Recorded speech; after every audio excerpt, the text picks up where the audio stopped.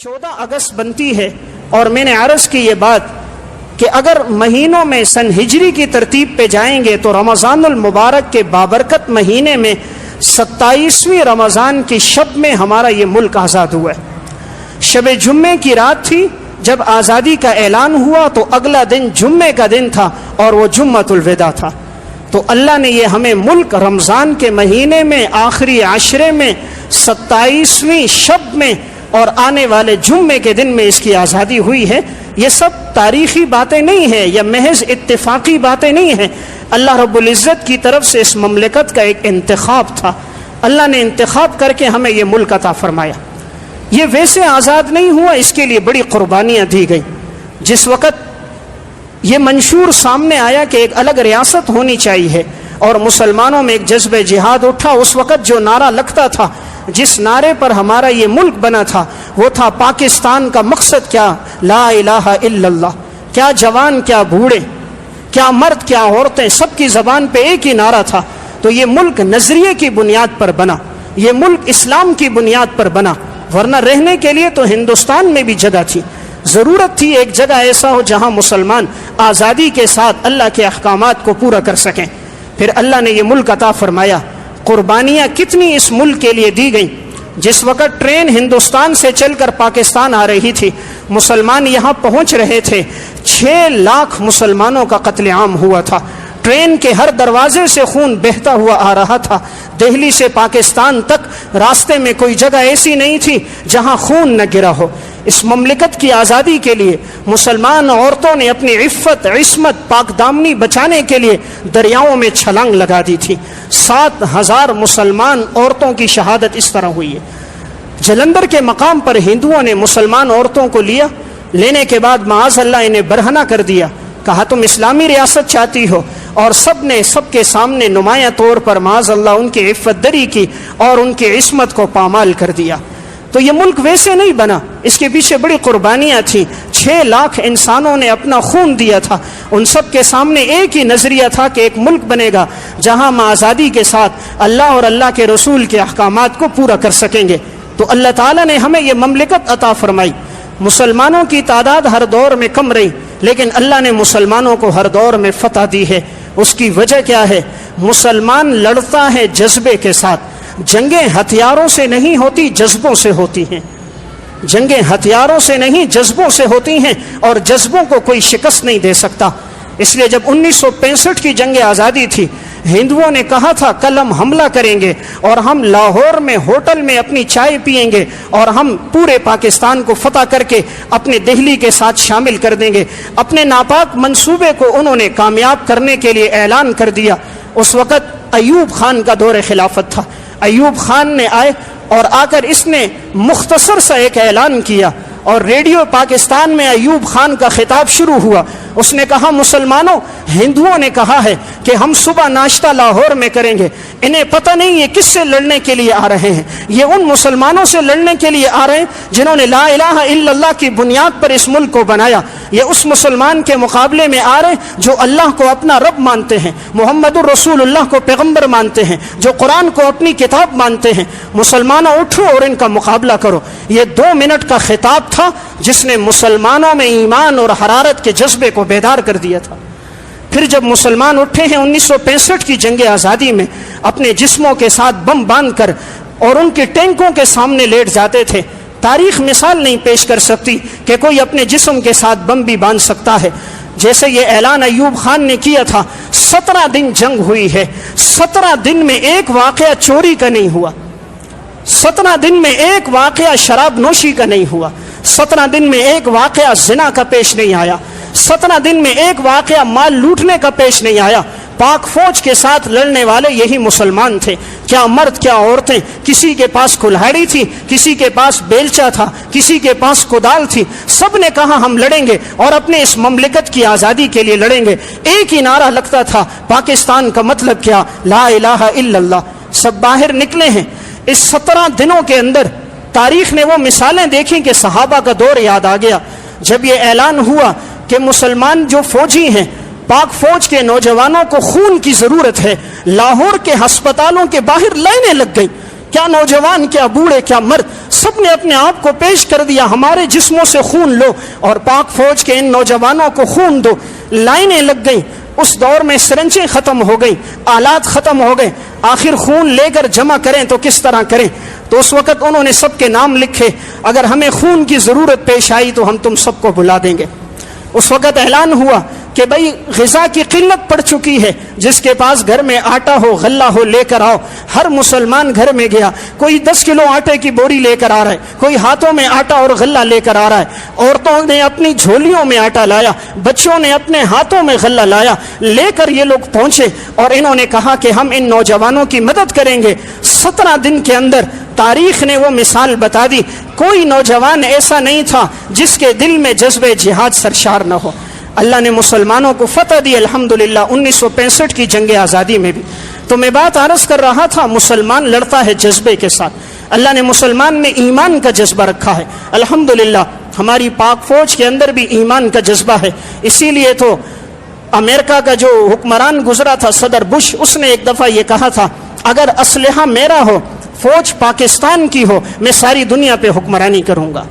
اسے معلوم تھا مسلمان فوج جو ہے یہ لڑنے والی ہے، جذبات کی بنیاد پہ یہ لوگ لڑنے والے ہیں اور انہیں شکست دینا اتنا آسان نہیں ہے۔ تو الحمدللہ اللہ نے ہمیں اس دن یہ مملکت عطا فرمائی، اس دن اللہ نے ہمیں یہ ملک عطا فرمایا۔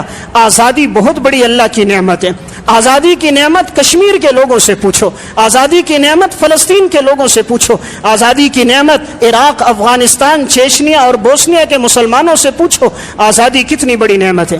آج آزادی ہے تو الحمدللہ ہم اللہ کی عبادت بھی کر رہے ہیں، مدارس کا نظم بھی چل رہا ہے، قال اللہ قال رسول کی دعوت بھی چل رہی ہے، یہ سب کچھ آزادی کی نعمت ہے۔ آج آزادی کی نعمت ہے، ہم نے قربانیاں بھی کی، ورنہ ہندوستان کے مسلمان گائے کی قربانی نہ کر سکے۔ ممبر کے اندر ایک ہندو فوجی آ کر اعلان کرواتا تھا کوئی گائے کی قربانی نہیں کرے گا، لیکن الحمدللہ ہم نے قربانی کا عمل بھی کیا۔ آج یہ اللہ کا شکر ہے، ملک میں جہاں سے گزرتے ہیں مسجدیں نظر آتی ہیں۔ خدا نہ خواستہ اگر یہ ملک آزاد نہ ہوتا، آج ہم ہندوستان میں ہوتے، جہاں سے گزرتے مندر نظر آتے، جہاں سے گزرتے بت نظر آتے، جہاں سے گزرتے تو ہمیں غیر اللہ کے سامنے سجدہ ہوتا نظر آتا۔ اللہ کا فضل، جس گلی سے گزرے، جس علاقے سے گزرے، جس قریے سے گزرے، اللہ اکبر کی صدا، اللہ اکبر کی صدا ہوتی ہے مسجدوں سے، اور مسلمان کی ایمانی حرارت بلند ہو جاتی۔ یہ اللہ کا فضل کہ اللہ نے ہمیں ایک آزاد ریاست عطا فرمائی۔ اس دن ہم 2 رکعت شکرانے کی نماز پڑھیں، اللہ کا شکر ادا کریں کہ ہم غلام نہیں ہیں۔ فلسطین کے لوگوں سے پوچھیں کہ آج وہ کس طرح غلامی کی زندگی میں ہیں۔ اسرائیل جیسا درندہ آتا ہے، آ کر بمباری کر دیتا ہے، تمام ہتھیار اس کے پاس موجود، فلسطین کے مسلمان غلیلوں سے لڑ رہے ہیں، غلیل میں چھوٹا سا پتھر، اوپر سے ان کے پاس لڑاکا طیارے، بم، ہر قسم کے میزائل موجود ہیں، ان کی زندگی بڑی پریشانی اور تکلیف میں ہے۔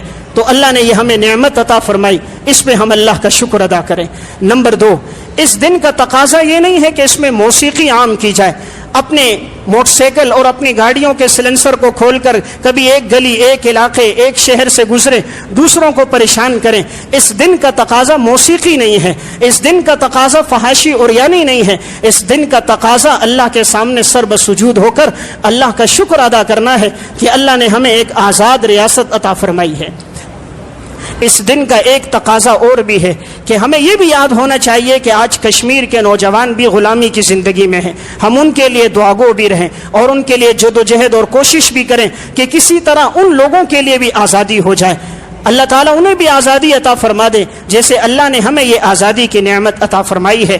تو میں بات عرض کر رہا تھا، آج کا دن اس لحاظ سے بڑا بابرکت دن ہے کہ اس دن اللہ نے ہمیں ایک ریاست عطا فرمائی، جس ریاست میں مسلمان بڑی آزادی کے ساتھ، بڑی خوش دلی کے ساتھ اللہ کے احکامات کو پورا کر رہا ہے۔ جب 1965 کی جنگ آزادی تھی، جیسے ہی یہ اعلان ہوا تھا، مسلمان عورتیں بھی گھروں سے باہر نکل آئی تھیں، جہاں سے پاک فوج کے نوجوان گزرتے تھے وہ ان کی گاڑیوں کو چومتے تھے، گاڑیوں کے ٹائروں کو بوسہ دیتے تھے، یہ کفار کے مقابلے میں جا رہے ہیں، جہاں سے لڑنے والے گزرتے ان پر پھول نچھاور کر دیتے تھے۔ کسی علاقے میں اگر پاک فوج کا نوجوان آ جاتا، کہتے یہ وہ تھے جنہوں نے 1965 کی جنگ آزادی میں شرکت کی تھی، ہر ایک اس سے ملنے آتا، ہر ایک اس سے معانقہ کرتا تھا۔ تو اللہ نے ہمیں فوج بھی ایسی عطا فرمائی، اللہ نے ہمیں ملک بھی ایسا عطا فرمایا۔ آپ ساری دنیا پہ نظر دوڑائیں، اس وقت پوری دنیا میں 2 حصہ ایسا ہے جس پر پانی ہے، ایک حصے پر خشکی ہے، اور اس ایک حصے کی خشکی پر 7 بر اعظم ہیں۔ ان 7 بر اعظم میں ایک بر اعظم ایشیا ہے۔ ہم جو رہ رہے ہیں وہ ایشیا میں ہیں۔ اللہ نے ہمیں ایشیا جیسا بر اعظم دیا جو رقبے کے لحاظ سے پوری دنیا کا 1/3 رقبہ بنتا ہے، اور آبادی کے لحاظ سے ایشیا پوری دنیا کی آبادی میں 60% آبادی ایشیا کے اندر موجود ہے۔ اللہ نے پھر ہمیں یہ خطہ ایسا عطا فرمایا کہ اللہ نے یہاں 4 موسم رکھے ہیں۔ یہاں سردی بھی ہے، گرمی بھی ہے، خزاں بھی ہے، بہار بھی ہے۔ آپ کبھی برطانیہ والوں سے پوچھ لو، امریکہ اور یورپ والوں سے پوچھو، وہاں 8 مہینے سردی ہوتی ہے، برف باری ہوتی ہے، گھروں سے باہر نہیں نکل سکتے۔ ان کے پاس گرمی کا موسم کوئی نہیں، ان کے پاس خزاں اور بہار کوئی نہیں۔ اللہ نے ہمیں 4 موسم عطا فرمائے۔ اللہ کا بہت بڑا فضل اور احسان، اللہ نے ہمیں ایسی زمین دی جس زمین میں سال میں 2 دفعہ پیداوار ہو سکتی ہے۔ پوری دنیا میں ایسی زمین کسی کے پاس نہیں جس میں ایک سال میں 2 فصلیں کاشت کی جا سکتی ہوں، لیکن اللہ نے ہمیں وہ زمین دی جس میں ایک سال میں 2 فصلیں کاشت ہو سکتی ہیں۔ اللہ نے وہ زمین دی کہ اس میں جو غلہ اگتا ہے، جو پھل فروٹ اگتے ہیں۔ آپ دیکھ لیے پاکستان میں جو اگنے والا آم ہے، ساری دنیا کے آم ایک طرف، پاکستان کا آم ایک طرف ہے۔ پاکستان میں اگنے والا گجرانوالہ کا چاول، ساری دنیا کا چاول ایک طرف، گجرانوالہ کا چاول پکاؤ، اس کی مہک اور خوشبو اور ذائقہ ایک طرف۔ ساری دنیا کے پھولوں کو ایک طرف رکھو، سوات اور مری کا پھول ایک طرف رکھو، کمرے میں رکھو گے سارے کمرے کو معطر کر دے گا۔ وہ پوری اسپرے کی بوتل خالی کرتے ہیں، وہ خوشبو نہیں جو اللہ نے اس زمین کی مٹی میں خوشبو رکھی تھی۔ اللہ نے ہمیں معدنیات بھی عطا کی، تیل کے ذخائر اللہ نے ہمیں دیے۔ تھر جیسے علاقے میں اللہ نے ہمیں کوئلہ عطا کیا۔ اتنا کوئلہ ہے، اتنا کوئلہ کہ اگر اس کوئلے کو نکالا جائے، بجلی بنائی جائے، ساری دنیا کو پاکستان بجلی فراہم کر سکتا ہے۔ تھر کے اندر اتنا کوئلہ موجود ہے۔ نمک کی کانیں اللہ نے ہمیں حوالے کر دی، زمین ہمیں اللہ نے ایسی معدنیات والی حوالے کر دی۔ ہر لحاظ سے اللہ نے پاکستان کو تمام خوبیاں دی، افرادی لحاظ سے بھی طاقت دی۔ اس وقت پاکستان کی آبادی 22 کروڑ بنتی ہے۔ پوری دنیا میں آبادی کے لحاظ سے مسلمان 6 نمبر پر ہیں، اور ساری دنیا میں سب سے زیادہ نوجوان پاکستان میں موجود ہیں۔ پاکستان میں 13 کروڑ نوجوان ہیں۔ پوری دنیا میں کسی کے پاس اتنے نوجوان نہیں جو پاکستان میں نوجوان ہیں۔ پوری دنیا میں کسی کے پاس ایسا جذبہ نہیں جو مسلمان نوجوانوں میں جذبہ ہے۔ لیکن ہمارے ہاں تعلیم کو رواج نہیں دیا گیا۔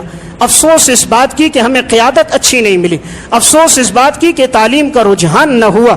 ہم تعلیم کے لحاظ سے بہت نیچے گر گئے۔ صرف امریکہ میں اس وقت 5358 یونیورسٹیاں ہیں، اور سارے اسلامی ممالک 61 ہیں، اور 61 اسلامی ممالک میں صرف 503 یونیورسٹیاں ہیں۔ 61 اسلامی ممالک میں 503، اور امریکہ کے ایک ملک کے اندر 5000 یونیورسٹیاں ہیں۔ آج انہوں نے تعلیم نہ دین کی عام کی نہ دنیا کی عام کی۔ آج تعلیم حاصل کرنے کے لیے ہمیں امریکہ جانا پڑ رہا ہے، ہمیں یورپ جانا پڑ رہا ہے۔ یہاں تعلیمی لحاظ سے ہم بہت پیچھے چلے گئے، 107ویں نمبر پر ہم تعلیم کے لحاظ سے۔ اللہ نے ہمیں طاقت دی، وسائل دیے، لیکن افسوس کی بات ہمارے سرکاری اداروں میں، سرکاری اسکولوں کے اندر کتے اور گدھے تو گھومتے نظر آتے ہیں، وہاں تعلیم نظر نہیں آتی۔ ایک سرکاری اسکول جانا ہوا تو گدھا اندر گھوم رہا تھا، کلاسیں ویران ہیں وہاں پر، تعلیم کا وہاں رجحان نہیں۔ تنخواہیں لی جا رہی ہیں لیکن تعلیم عام نہیں کی جا رہی۔ اگر تعلیم کا رواج عام ہوتا تو ہم تعلیمی لحاظ سے بھی بہت آگے بڑھ جاتے۔ اس وقت یورپ میں جو خواندگی کی شرح فیصد ہے وہ 98% ہے۔ بعض عیسائی ممالک میں خواندگی 100% ہے، ہمارے ملک کے اندر خواندگی 41% ہے۔ 41% خواندگی، یعنی 60% کے پاس کوئی تعلیم نہیں۔ ہمارے ہاں 45% ایسے ہیں جن کے پاس صرف پرائمری تک تعلیم ہے، اس سے آگے کوئی نہیں۔ اعلیٰ تعلیم یافتہ صرف 11% تک ہیں، اس سے آگے تعلیم نہیں۔ ہمارے ہاں 3 کروڑ بچہ ایسا ہے جس کے پاس نہ دین کی تعلیم ہے نہ دنیا کی تعلیم ہے۔ ان کی زندگی فٹ پاتھوں پہ گزر رہی ہے، ان کی زندگی ہوٹلوں میں برتن دھوتے ہوئے، گاڑیوں کے شیشے صاف کرتے ہوئے گزر رہی ہے۔ اگر تعلیم سستی ہوتی، آج تو تعلیم کاروبار بن گئی، آج کے اسکول تو کاروبار ہیں۔ یہ تعلیم نہیں فراہم کر رہے، انہوں نے اپنا بزنس بنایا ہے۔ اگر یہ تعلیم عام ہوتی، جس طرح ترکی میں تعلیم عام ہے، ترکی میں علاج مفت ہے، ترکی میں تعلیم عام ہے، ٹرانسپورٹ غریبوں کے لیے عام ہے, گرین کارڈ کی صورت میں ہر ایک کے لیے علاج عام ہے. اگر یہ سہولیات یہاں بھی ہوتی تو ہمارا ملک ترقی کی طرف چلا جاتا. اللہ نے ساری خوبیاں دی, سب کچھ ہمیں عطا کیا. آج 70 سال میں بھی اگر ہم پریشان ہیں, ہمیں قیادت اچھی نہیں ملی, ہمیں حکمران اچھے نہ ملے. جو آیا اس نے اپنے لیے سوچا, اپنی اولادوں کے لیے سوچا. جو آیا اس نے اپنی بینک بھرے, اپنے گھوڑوں کو تو انہوں نے کھلایا اچھے سے اچھا, اور مسلمان کے بچے خودکشی کرنے پر مجبور ہو گئے. تو میں نے بات یہ عرض کی, تعلیمی لحاظ سے ہم پیچھے ہیں. اس دن میں ہمیں یہ ہاتھ کرنا چاہیے کہ تعلیم کو عام کیا جائے. تعلیم سے شعور آتا ہے, شعور سے بیداری پیدا ہوتی ہے, اچھے اور برے کی تمیز ہوتی ہے, چھوٹے اور بڑے کا فرق نظر آتا ہے. تو اس دن تعلیم کے رواج کو عام رکھا جائے. اور آخری ایک گزارش عرض کروں گا, اس دن کا ہم سے یہ بھی ایک بہت بڑا تقاضا ہے کہ یہ مملکت جو بنی ہے وہ لا الہ الا اللہ کی بنیاد پر بنی. جہاں بھی نعرہ لگتا تھا وہ یہی تھا, پاکستان کا مطلب کیا, لا الہ الا اللہ. تو یہ اس بنیاد پہ بنا. ہمیں اس کے لیے بھی کوشش ہو کہ یہی مملکت میں یہی نظام نافذ ہو, اللہ اور اللہ کے رسول کے احکامات کا نظام ہو, تو زندگی میں سکون بھی آئے گا, زندگی میں اطمینان بھی آئے گا. خلفائے راشدین نے اسی نظام کو لایا تو امن اور اطمینان آ گیا. آج مسلمان بھی اس نظام کو لائے تو امن اور اطمینان آئے گا.